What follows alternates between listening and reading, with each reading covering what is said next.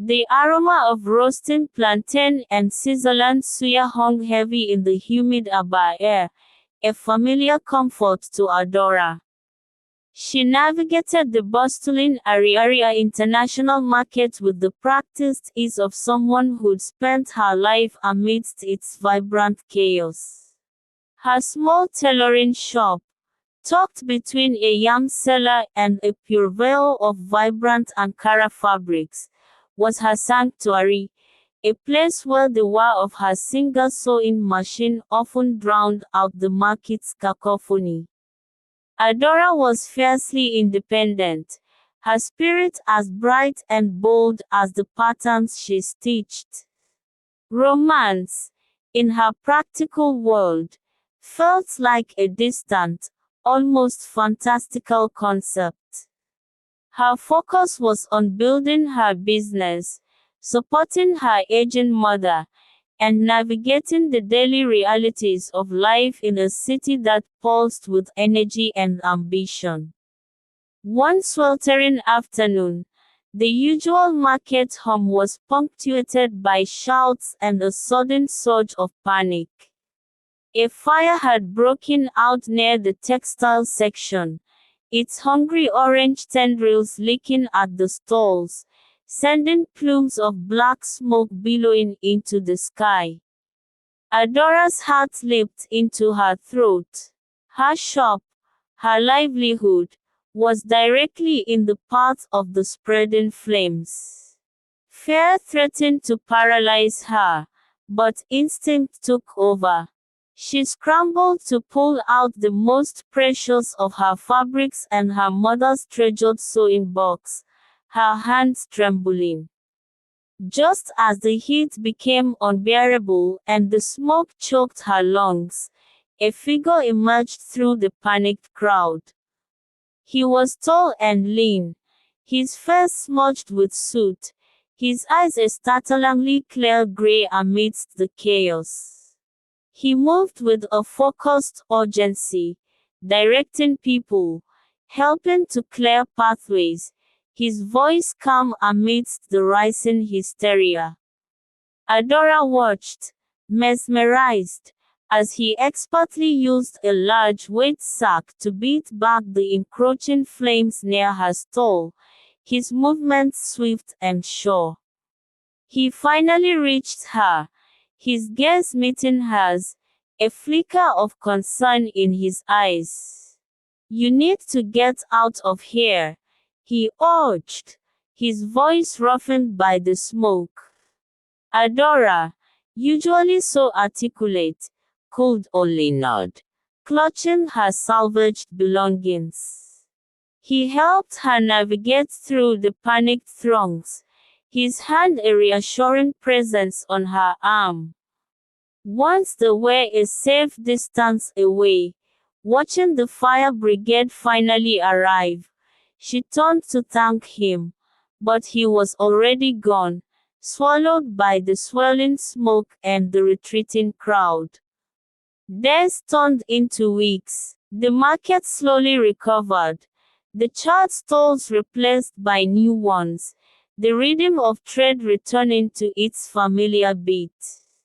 Adora rebuilt her shop, her spirit undimmed, but the image of the gray-eyed stranger lingered in her mind. She'd asked around, described him to the other traders, but no one seemed to know who he was.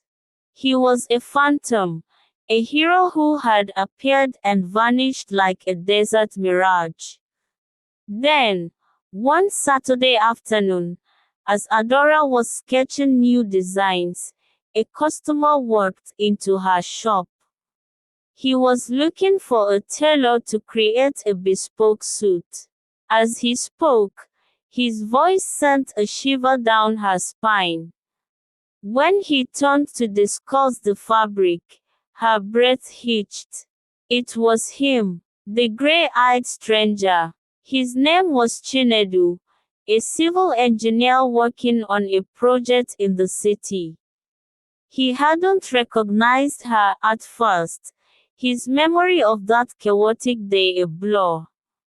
But as they talked, a spark ignited, a recognition that went beyond the shared trauma of the fire. Chinedu was drawn to Adora's quiet strength and the passion that shone in her eyes when she spoke of her craft. Adora, in turn, found herself captivated by his calm demeanor, his intelligence, and the unexpected gentleness that lay beneath his capable exterior. He started visiting her shop regularly, not just as a customer, but as someone drawn to her very essence. They talked for hours, sharing stories, dreams, and laughter. Adora discovered that Chinedu, despite his practical profession, had a poet's soul. He saw the beauty in the everyday, just as she did in the intricate folds of fabric. Their connection deepened with each passing day. He'd bring her roasted barley and granules from his favorite vendor, and she'd mend his worn work shirts with meticulous care. He admired her resilience, her unwavering dedication to her work, and the warmth she radiated. She admired his quiet confidence, his unwavering support, and the way his gray eyes seemed to see right through her, understanding her without the need for words. One evening, as the sun dipped below the horizon, painting the sky in hues of orange and purple, Chinedu took Adora's hand. They were sitting outside her shop, the market sounds slowly fading into the night. Adora, he began, his voice soft but firm, that day in the market, you were so brave. But I haven't been able to forget the fear in your eyes. I wanted to protect you then, and I want to protect you always. Adora's heart fluttered. This wasn't the grand, dramatic romance she'd once dismissed. It was real, grounded in shared experience and a growing affection. Chinedu, she replied, her voice barely a whisper, you were my hero that day. You saved more than just my shop. He smiled, a genuine, heart-melting smile that crinkled the corners of his eyes. Maybe, he said, his thumb gently stroking her hand, maybe we saved each other. Their love story unfolded amidst the vibrant tapestry of Aba, a testament to the fact that even in the most unexpected of circumstances, amidst chaos and fear, a spark of connection can ignite into a flame that warms the heart and binds two souls together. He was her hero, not just for his bravery in the face of danger, but for seeing the strength and beauty within her, and for making her believe in a love that felt as real and enduring as the bustling market she called home. And in his eyes, Adora saw not just a woman he wanted to protect, but a partner, a confidant, and the vibrant thread that would weave joy and color into the fabric of his life. Their story was a love letter to resilience, to unexpected encounters, and to the quiet heroism that can blossom in the most ordinary of days.